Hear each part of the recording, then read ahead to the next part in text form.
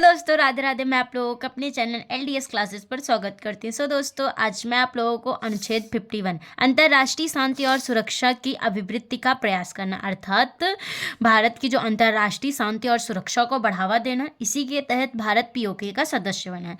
मूल कर्तव्य, fundamental duties. भारतीय संविधान में मूल कर्तव्य को सोवियत संघ से लिया गया, मतलब जो भारतीय संविधान में मूल कर्तव्य है इसे सोवियत संघ से लिया गया है।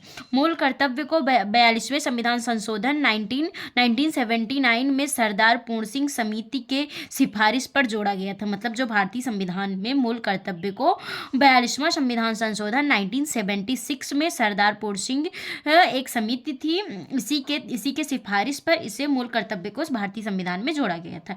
इसे न मानने पर कोई दंड का प्रावधान नहीं, अर्थात अगर कोई भी व्यक्ति मूल कर्तव्य को नहीं मानेगा तो उसको कोई किसी भी प्रकार का दंड नहीं दिया जाएगा।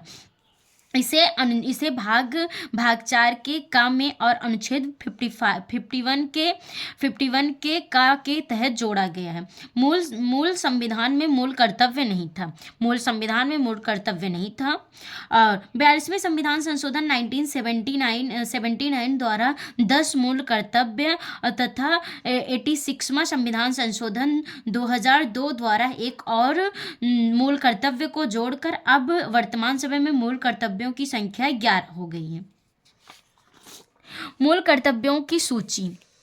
पहला है संविधान का पालन करना तथा उसके आदर्श संस्थान जैसे कि सुप्रीम कोर्ट, हाई कोर्ट और राष्ट्रीय ध्वज, राष्ट्रीय प्रतीक तथा राष्ट्रगान का सम्मान करना।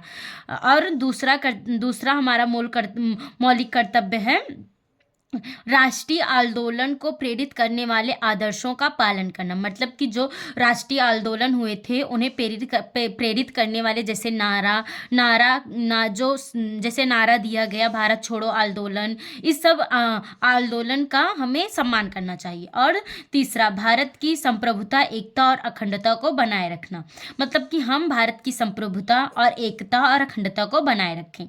देश की रक्षा करना तथा राष्ट्र की सेवा करना। मतलब हमें अपने देश की रक्षा करनी होगी और राष्ट्र की सेवा करनी होगी। भारत के सभी लोग भाईचारे के साथ रहें। मतलब कि 5वें के तहत भारत के जो सभी लोग हैं एक दूसरे के साथ भाईचारे के साथ रहें। और 6वां है भारत देश की समृद्धि तथा गौरवपूर्ण समृद्धि की रक्षा करना। और 7वां है वैज्ञानिक दृष्टिकोण अपनाना, अर्थात अंधविश्वास पे हम भरोसा ना करें और वैज्ञानिक दृष्टिकोण अपनाएं। और 8वां है पर्यावरण, वन्य तथा वन्य जीवों की रक्षा करना। मतलब कि हमें अपने पर्यावरण और वन्य जीव जो हैं उनकी रक्षा करना और हमें अपने वन की भी रक्षा करनी चाहिए। मतलब कि जो वन की कटाई अत्यधिक मात्रा में हो रही है इसे हमें रोकना चाहिए। और